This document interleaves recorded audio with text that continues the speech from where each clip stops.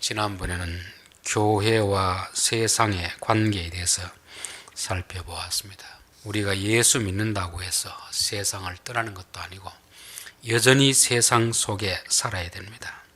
그렇다고 해서 세상 사람과 똑같이 살라는 말은 아닙니다. 세상 사람과 등지고 사는 것도 아닙니다.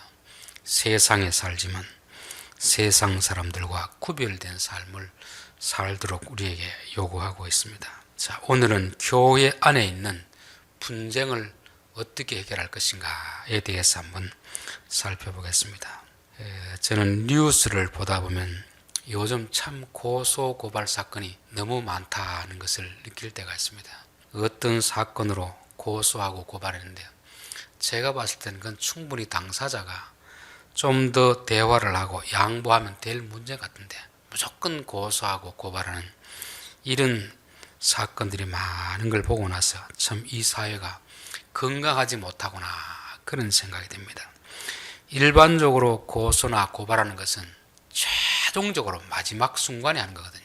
고소 고발하기 전까지 최소한 대화를 해보고 타협을 해보고 서로 조금씩 양보를 하면 될 일인데 이게 안 될 때는 고소 고발을 하는 것입니다. 그런데 주로 고소하고 고발하는 사람은 누가 하겠습니까? 강자가 하겠습니까? 약자가 하겠습니까? 주로 약자가 하는 것이죠. 강자가 힘으로 밀어붙일 때 약한 자가 호소할 것이라고는 나라에 법밖에 없는 것입니다. 그렇게 하는 것이 일반적인 고소인데 요즘 신문을 보면은 약자가 고소하는 것이 아니고 오히려 강자가 약자를 고소하는 그런 경우가 참 많이 있더라고요. 지금 세상이 많이 잘못되어 가겠구나 그런 생각을 해봤습니다. 자, 이 고소 고발하는 사건들은 세상에만 있는 것이 아니고 교회 안에도 여전히 있다는 것을 말씀하고 있습니다.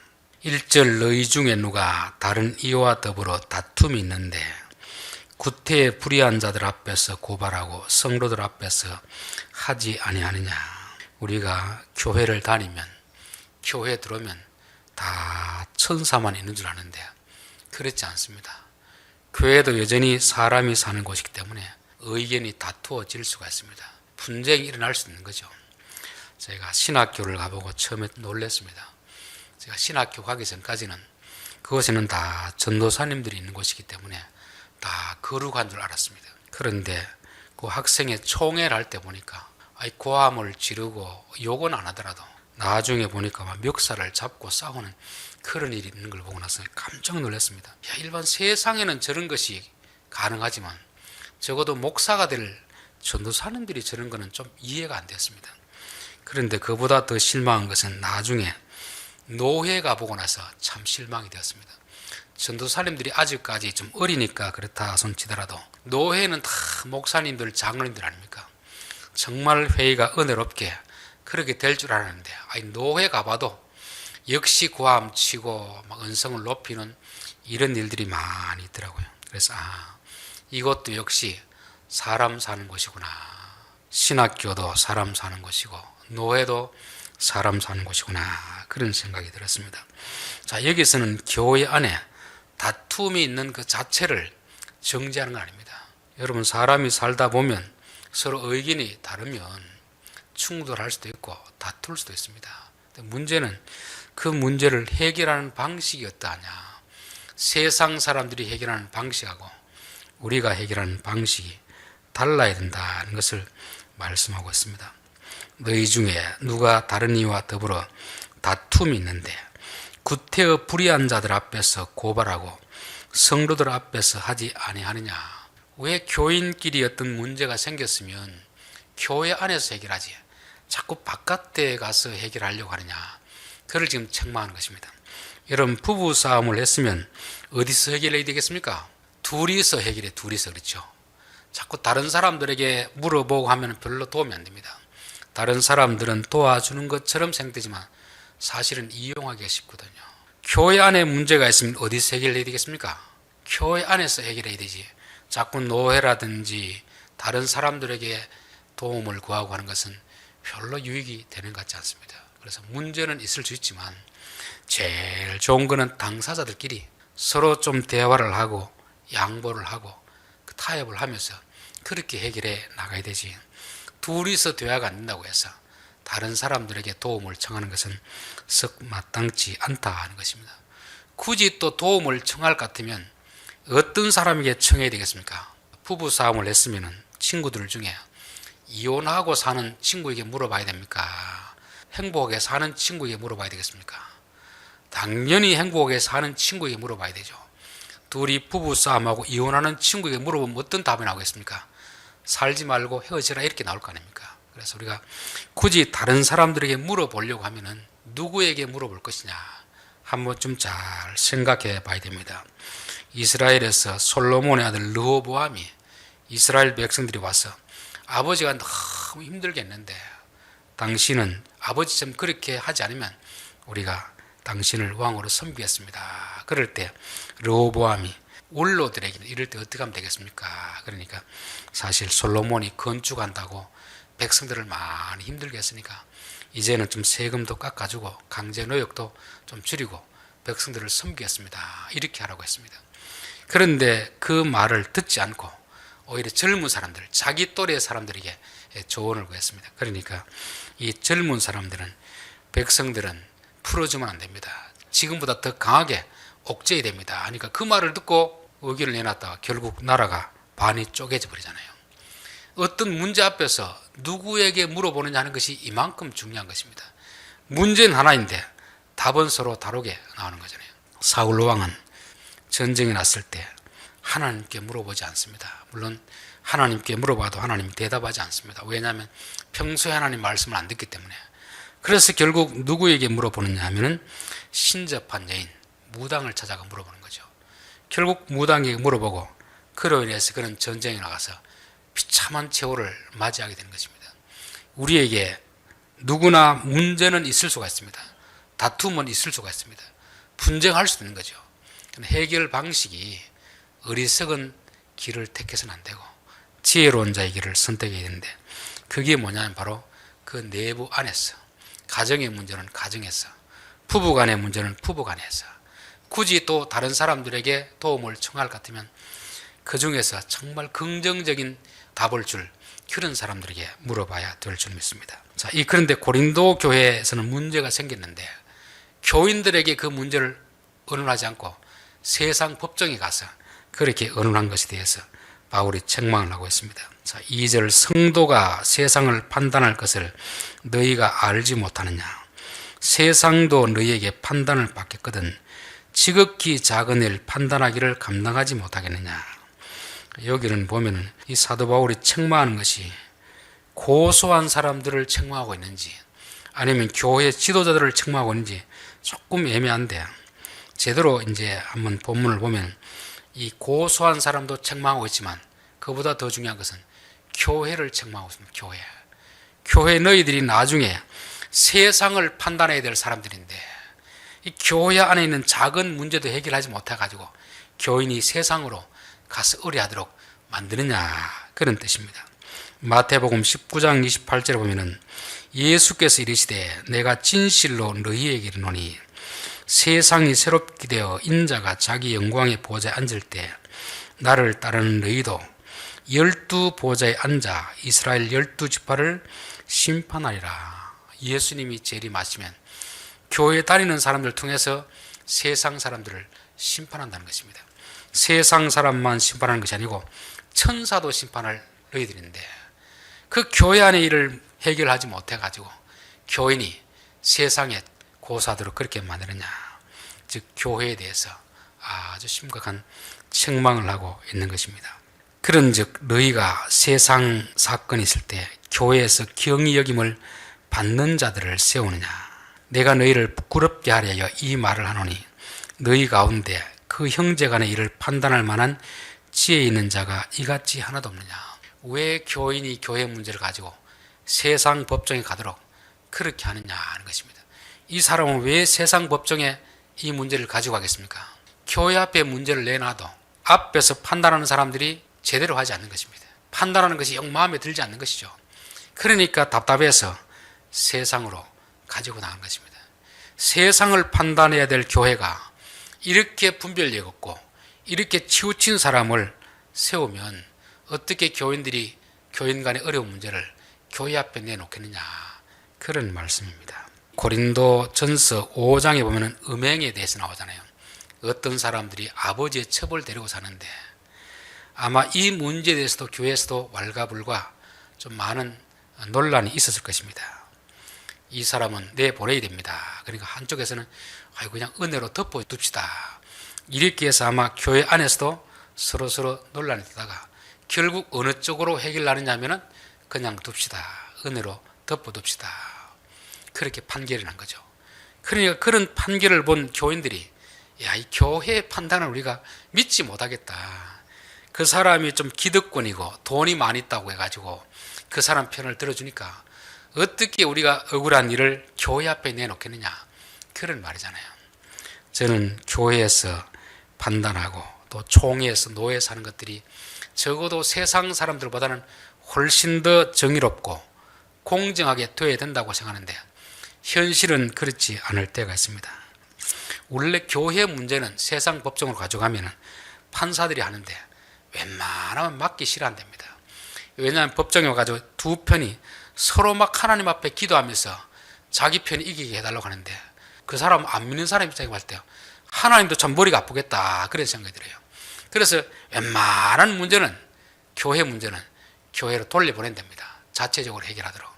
그런데 나중에 보니까 다시금 올라오는 걸 보고 나서 교회에서는 스스로 판결할 능력이 없구나, 그걸 알고 세상 판사가 판결했다는 그런 기사를 본 적이 있습니다.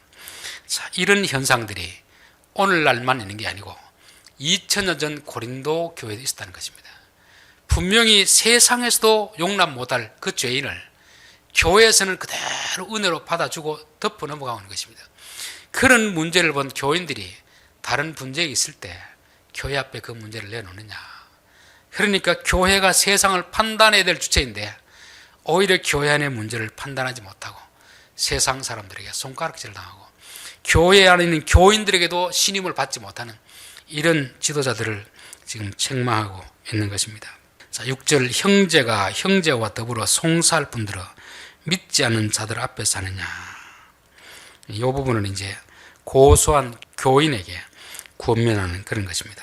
너희가 피차 고발함으로 너희 가운데 이미 뚜렷한 허물이 있나니 차라리 불의를 당하는 것이 낫지 아니하며 차라리 속는 것이 낫지 아니하냐. 교인은 같은 형제거든, 형제.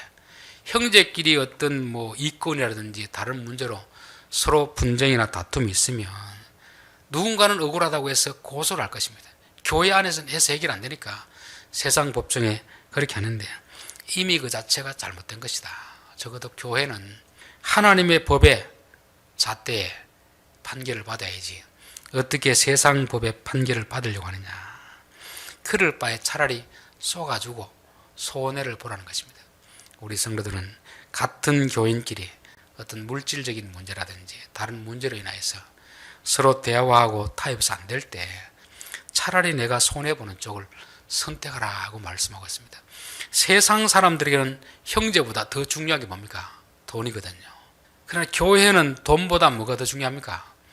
형제가 더 중요하잖아요. 그럼 우리가 적어도 둘 중에 놓고 하나를 봤을 때 중요한 쪽을 선택할 거 아닙니까?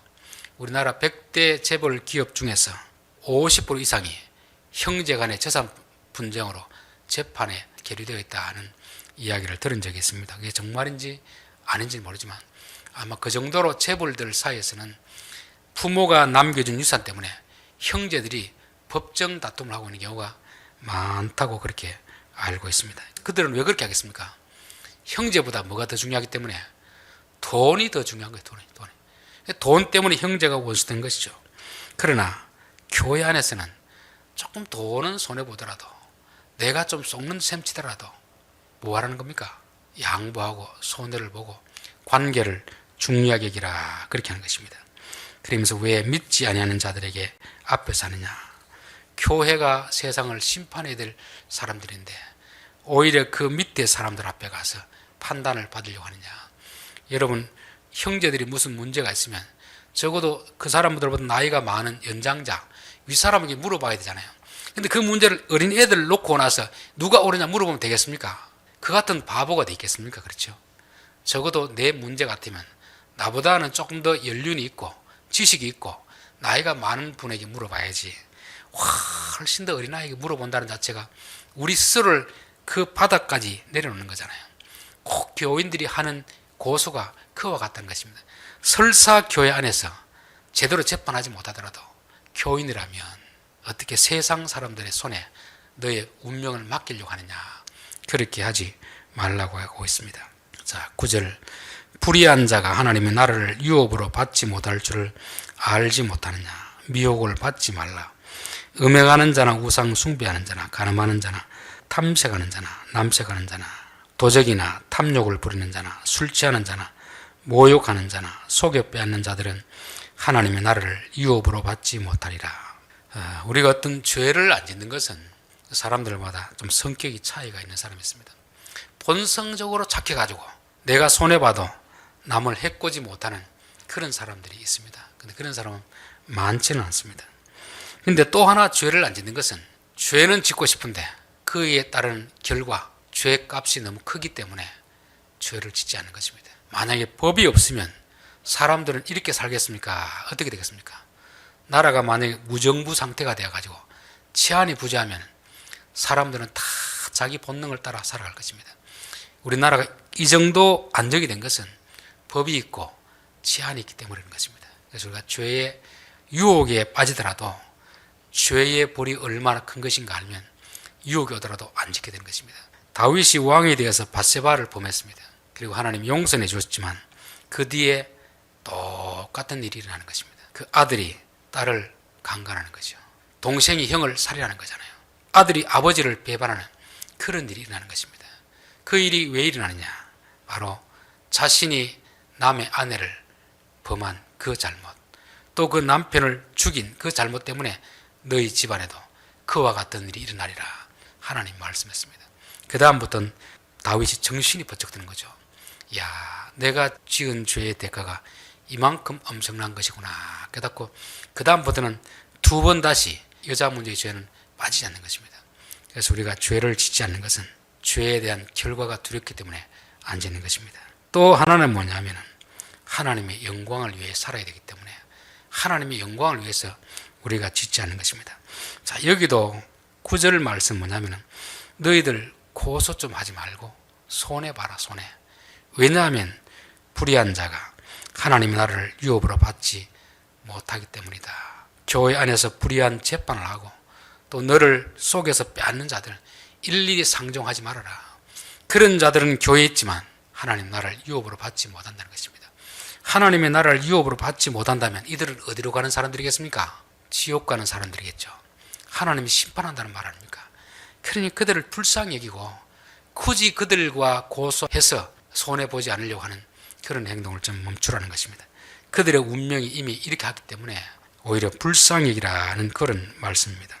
자, 9절, 10절 말씀 보면은 우리가 교회에 다니면 믿음으로 구원 얻는다고 했는데 이런 죄를 범하면 우리가 지옥 간다면 도대체 천국 갈 사람이 누구 있는가? 조금 의아해할 필요가 있습니다. 그렇죠? 근데 이런 구절은 여기만 있는 게 아니고 요한 계시록에도 있고 갈라디아에서도 있습니다. 불의한 자, 하나님 나라를 유업으로 받지 못할 줄을 알지 못하느냐? 미혹을 받지 말라. 음행하는 자나 우상 숭배하는 자나 간음하는 자나 탐색하는 자나 남색하는 자나 도적이나 탐욕을 부리는 자나 술 취하는 자나 모욕하는 자나 속여 빼앗는 자들은 하나님의 나라를 유업으로 받지 못하리라. 이게 그대로 적용되면 진짜 우리는 걱정이 됩니다. 여러분, 우리가 한 번도 남을 속인 적 있습니까? 없습니까? 그러면 기준이 참 애매하잖아요. 몇 번까지 속인 건 용서가 되고 몇 번 이상 속이면 지옥 가는가? 이 기준이 참 애매하거든요. 성경은 1차적으로 요렇게 하는 자는 천국 가지 못한다는 것입니다. 근데 이게 일시적인 것이 아니고 지속적으로 계속 반복되는 것을 말씀하고 있습니다. 자, 이 문제를 풀 수 있는 해결이 바로 11절입니다. 너희 중에 이와 같은 자들이 있더니 주 예수 그리스도의 이름과 우리 주 하나님의 성령 안에서 씻음과 거룩함과 의롭다 하심을 받아내리라. 요런 자는 다 지옥 가는데 너희 중에도 그런 자가 있었다. 그렇지만 너희들은 뭘 했다는 겁니까? 성령으로 씻음을 받았다는 거죠. 씻음을 받았기 때문에 너희들은 하나님 나라를 유업으로 받는다 하는 말입니다. 자, 우리가 흔히 하는 말이 그렇습니다. 천국에는 의로운 행동을 해서 가는 곳이 아닙니다. 지옥에는 죄를 지은 자들이 가는 곳이 아닙니다. 천국은 죄를 지었지만 회개하는 자들이 가는 곳입니다. 지옥은 회개하지 않는 자들이 가는 것입니다. 그러니까 9절 말씀, 10절 말씀은 악을 행하는 자들은 천국에 들어가지 못한다. 그러나 들어가는 자는 누구들이냐 하면 바로 성령께서 책망하실 때 회개하고 용서를 받는 그런 자들이 하나님 나라로 들어간다는 것을 말씀하고 있습니다. 그래서 11절이 없으면 우리는 다 지옥 갈 사람들입니다. 11절이 있기 때문에 우리에게도 소망이 있는 거죠. 너희 중에 이와 같은 자들이 있으니, 여기에 있는 천국 갈 사람 중에서도 그런 자들이 있었다. 그럼 너희들은 지옥 가지 않는 이유가 그런 과정에 있었지만 회개했기 때문에 천국 가는 것이다 하는 것을 말씀하고 있습니다. 그래서 천국 가는 사람하고 지옥 가는 사람 차이는 죄를 지느냐 안 지느냐 차이가 아닙니다. 죄를 짓고 회개하는 사람이 있고 회개하지 않는 사람이 있습니다. 회개하지 않는 사람은 하나님 나라를 유업으로 받지 못하는 사람이고, 설사 이런 죄를 지었지만 회개하는 자들은 하나님 나라에 들어가는 자라고 성경은 말씀하고 있습니다. 오늘날에도 이단들 중에는 그렇게 가르치는 자들이 있습니다. 구원받은 사람들은, 거듭난 사람들은 죄를 지어도 회개할 필요가 없다.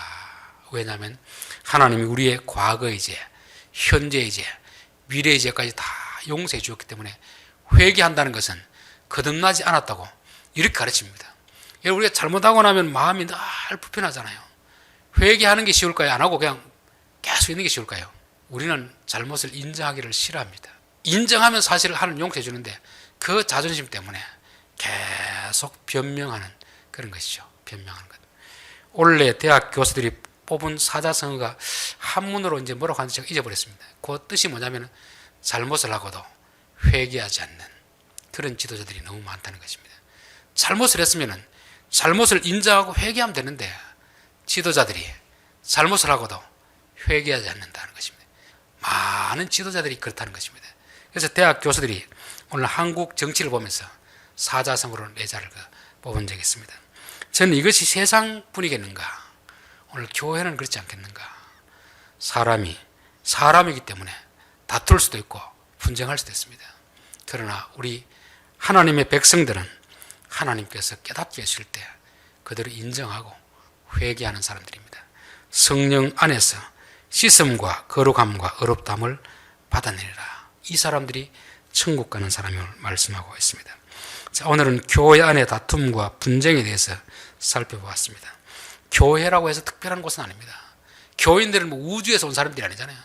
똑같은 사람들 아닙니까? 그러다 보니까 의견이 다르고 생각이 다르면 다툴 수가 있습니다. 분쟁이 날 수도 있습니다. 그러나 세상과 다른 것은 방법이 다른 거죠. 방법이. 세상 사람들은 조금 안 되면 고소 고발하는 그런 일들을 많이 하지만 적어도 우리 성도들은 교회 안에서 해결하려고 조금 대화를 하고 내가 참고 용서하고 손해보는 이런 쪽을 선택하는 것이 믿음의 사람들이라 하는 것입니다. 또 교회도 교회 안에 분쟁이 생기면 세상처럼 그렇게 불의하게 재판하는 것이 아니라 공정해야 되는데 오늘날 교회 안에도 재판하는 사람들이 뇌물을 받고 그렇게 불의하는 경우가 많이 있습니다. 그렇게 되면 교인들이 교회 재판을 신뢰하지 못하는 것입니다. 적어도 교회에서 하는 결정들은 세상 사람들이 보기에도 반듯해야 되고 교인들이 보기에도 저 결정은 누가 보더라도 바른 판결이다. 마치 솔로몬의 재판처럼 그런 결정을 내려야 되는데 오늘 현실은 그렇지 못하다는 것을 말씀하고 있습니다. 그리고 고소하는 자들은 오히려 손해보는 쪽을 택해라. 왜냐하면 교회 안에서 그런 불의한 자들, 속여 빼앗는 자들, 뇌물을 받고 판결을 굽게 하는 자들은 하나님이 심판하신다는 것입니다. 그래서 9절, 10절 말씀은 갈라디아서도 있고 요한계시록에 그대로 있습니다. 그렇기 때문에 우리가 계속 이런 죄를 짓고 있음에도 회개하지 않는다면 그 사람은 지옥 갈 사람들입니다. 천국 갈 사람의 특징은 뭐냐면 너희 가운데 그런 자들이 있었지만 너희는 성령 안에서 의롭다함을 받은 자니라. 의롭다함을 받은 것은 가만히 있는데 의롭다 해주겠습니까? 회개하면 의롭다 해주겠습니까? 회개하니까 의롭다 해주는 것이죠. 그래서 우리 성도들은 잘못은 범할 수 있지만 하나님께서 우리에게 회개하라고 할 때, 예, 알겠습니다, 그 말씀에 순종하여 회개하면 우리의 죄를 깨끗하게 씻어 주시고 용서해 주시고 어렵다 해 주신다는 것입니다. 기도드리겠습니다.